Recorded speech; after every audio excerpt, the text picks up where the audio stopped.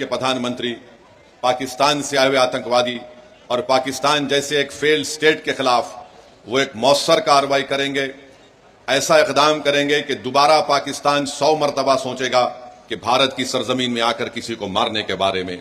मेरे अजीज दोस्तों और बुजुर्गों, मैं आपको ये बताना चाहता हूं कि पाकिस्तान ये पूछ रहा है कि भारत के पास अगर कोई प्रूफ है तो दो। अरे बेशर्मो, क्या हमने तुमको पठानकोट में बुलाकर नहीं दिखाया था कि पठानकोट हमारा एयरफोर्स का बेस में तुम्हारे आतंकवादी आकर वहां पर कोहराम मचा कर गए?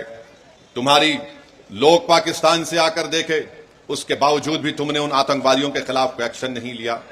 26/11 का वाकया हुआ, मैं जानता हूं, आंध्र तेलंगाना में निजामाबाद एक इलाका है, वहां की हमारी एक बेटी जिसकी शादी हो के चंद दिन हुए थे, उसने अपने खानदान वालों के साथ वीटी स्टेशन पर थी। पाकिस्तान से आए हुए आतंकवादियों ने वीटी स्टेशन पर गोलियां मारकर लोगों की हत्या की, तो उसमें निजामाबाद की एक नई दुल्हन भी मारी गई थी। पाकिस्तान कभी भी इकरार नहीं करेगा कि उनके मुल्क से आतंकवादी आकर भारत में लोगों का कत्ल कर रहे हैं। पाकिस्तान को अब समझाने का वक्त खत्म हो चुका है। मैं बड़ी जिम्मेदारी के साथ जज्बात में लाए बगैर कह रहा हूं कि ये वक्त जवाब देने का है, ये वक्त सोचने का नहीं है। वरना याद रखिए, हर 6 महीने, हर 2 महीने के बाद ये आती हैं, या तो हमारी फौज या हमारी सीआरपीएफ के जवानों को या फिर मासूम कश्मीरियों को निशाना बनाते हैं। तो हम उम्मीद करते हैं कि हमारी हुकूमत इनके खिलाफ एक मौसर इक़दाम करेगी। जितने भी इक़दामात, जितने फैसले भारत सरकार ने लिए हैं, MIM पार्टी उसकी तायीद करती है। जैसे भी हो, पाकिस्तान को अगर कमजोर करने के लिए उनकी मईशत को, उनके इकॉनमी को कमजोर किया जा सकता है तो बराबर किया जाना चाहिए। और जो भी तरीक़ेकार हुकूमत इस्तेमाल करेगी, हम उम्मीद करते हैं कि आतंकवाद खत्म होगा। ये देश का मसला है, ये कोई सियासी मसला नहीं है, और लोगों को भी इस पर राजनीति करने की कोई जरूरत नहीं है। मैं आपको बताना चाह रहा हूं कि हमारी बेटी जिसका नाम हिमांशी है, उसके पति को गोली मारकर 6 दिन के बाद शादी करके गए थे, उसका कत्ल कर दिया गया इन आतंकवादियों ने।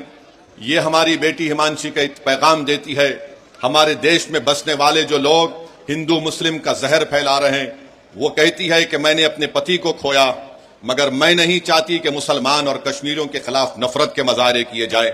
हम उम्मीद करते हैं कि भारत सरकार हमारी इस बेटी जिसने अपने पति को खोया है, उसके इस अल्फाज को याद रखेगी, और देश कभी उन लोगों को माफ नहीं करेगा जो ऐसे वक्त में बजाय हम मुत्तहिद होकर इन आतंकवादियों से और इन आतंकवाद को प्रमोट करने वाले देश से मुकाबला करें, जो हमारे मुल्क में इसका फायदा उठाकर नफरत को फैलाना चाहते हैं। याद रखो, इस वक्त पर हमको नफरत नहीं, हमको अमन को और मोहब्बत को पैदा करना है, ताकि हम देश को मजबूत रख सकें।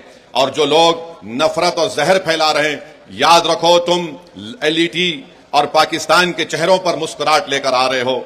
हम ये चाहते हैं कि इन जालिमों के चेहरों से मुस्कुराहट खत्म हो जाए।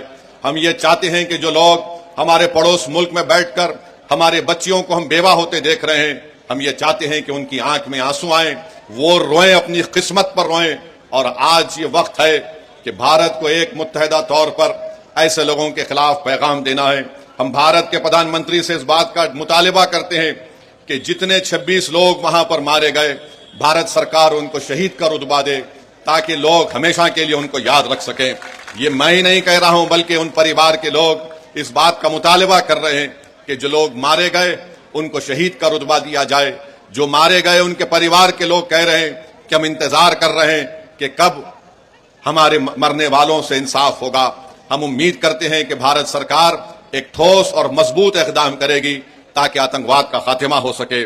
दूसरी बात, मेरे अजीज दोस्तों और बुजुर्गों, मैंने कहा कि मेरी खुशकिस्मती है कि मैं यहां पर इस तारीखी सरजमीन पर आया हूं, और जो लोग बिहार हो या भारत हो, यहां पर जहर उगल रहे हैं समाजों के दरमियान में, समुदाय के दरमियान में, मैं उनको याद दिलाना चाहता हूं कि बतख मियां अंसारी ने जो कुर्बानी दी उसको याद रखो।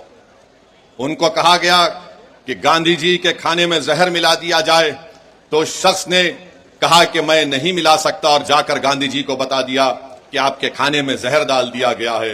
यह और बात है कि कितनी सरकारें बनी भारत में, मगर किसी ने भी बतख मियां को वो इज्जत नहीं दी जो उनको मिलनी चाहिए थी। खैर, बतख मियां को इज्जत नहीं मिली, हम उनको हमेशा याद रखेंगे, अपनी औलादों को सिखाएंगे कि देखो ये वो शख्स था, अगर वो जहर दे देता तो गांधी जी की हत्या हो जाती, मगर उस शख्स ने अपनी जान की परवाह नहीं की। हम हमेशा ऐसे मुजाहिदीन को याद रखते हैं और हम हमेशा इस बात को आपसे कहेंगे कि एक तरफ बतख मियां अंसारी है तो दूसरी तरफ गोडसे है। इस देश को फैसला करना पड़ेगा कि क्या वो गोडसे के जहर को अपनाएंगे या फिर बतख मियां के इस तिर्याख को इस्तेमाल करेंगे। जिसने जहर डालने के लिए कहा गया था उसने कहा मैं गांधी को जहर नहीं दे सकता, मैं भारत से गद्दारी नहीं कर सकता। तो याद रखो, अगर इस देश को विकसित भारत बनाना है तो हमको गोडसे के जहर को कबूल नहीं करना है, बल्कि बतख मियां की मोहब्बत को हमको कबूल करना है, तभी जाकर ये देश एक विकसित भारत बनेगा। ये मैं आपको बोलने के लिए आया हूं। मेरे अजीज दोस्तों और बुजुर्गों, तीसरी बात यह है कि आप जानते हैं कि ये हमारे देश के अंदर की बात अब कर रहा हूं। आप जानते हैं कि भाजपा ने एक ऐसा कानून बनाया जिससे मुसलमानों के ईमान पर हमला हो रहा है, हमारे मस्जिदों पर हमला हो सकता है, हमारी शनाख्त पर हमला हो सकता है, हमारी शहरियत पर तो हमला CAA का कानून बना दिया गया। याद रखिए, ये वक्फ तरमीमी कानून 2025 जो बनाया गया है, ये सिर्फ और सिर्फ RSS की एक कोशिश है कि भारत के मुसलमानों से उनकी मस्जिदों को छीन लिया जाए, उनकी दरगाहों को छीन लिया जाए, उनके खानखाहों को छीन लिया जाए, कब्रस्तानों को छीन लिया जाए, ईदगाह को खत्म कर दिया जाए, इमाम बाड़ों को खत्म किया जाए। मैं आपसे अपील कर रहा हूं कि आप इस काले कानून के खिलाफ मुत्तहिदा तौर पर खड़े हो जाइए और एक आवाज में हम सबको यह पैगाम देना है कि भारत के संविधान को बचाना है और वक्फ के कानून को वापस लेना है। मोदी, ये हमारा ऐलान होना चाहिए, क्योंकि यह कानून बाबा साहेब अम्बेडकर के बनाए हुए संविधान के फंडामेंटल राइट्स के खिलाफ बनाया गया है। मुझे अफसोस है इस बात का कि नीतीश कुमार, चिराग पासवान, कुशवाहा साहब, चंद्राबाबू नायडू, जयंत चौधरी, कुमारा स्वामी ने इस कानून की, इस काले कानून की तायीद की। हम पूछना चाहते हैं नीतीश कुमार से, चिराग पासवान से, कुशवाहा साहब से, मांझी साहब से, क्या बिहार प्रदेश में हमारे हिंदू भाइयों की मंदिरों का एक कानून नहीं है 1950 का, जो ये कहता है कि मंदिरों में वही लोग मेंबर बन सकते हैं जो हिंदू धर्म से उनका ताल्लुक है। जब आपके लिए कोई बात अच्छी है तो फिर मुसलमान धर्म के वक्फ बोर्ड में आप कैसे किसी गैर मुस्लिम को मेंबर बनाएंगे? जब आप कानून बना दिए कि कोई हिंदू से सिर्फ हिंदू ही मेंबर बनेगा, तो फिर मुस्लिम वक्फ बोर्ड में आप कैसा कानून बनाए कि गैर मुस्लिम यहां पर मेंबर बनेगा? बनाने की वजह क्या है हमको बताओ आप, मगर वजह नहीं बताते हैं। अरे अगर बोध गया में सिर्फ हिंदू और बौद्ध उसके मेंबर बन सकते हैं, तो फिर बिहार के वक्फ बोर्ड में कैसे कोई गैर मुस्लिम मेंबर बन सकता है? बताओ हमको, समझाओ हमको। तुम समझा नहीं सकते, तुम्हारे पास कोई दलील नहीं है, तुम सिर्फ मुसलमानों से नफरत की बुनियाद पर एक काला कानून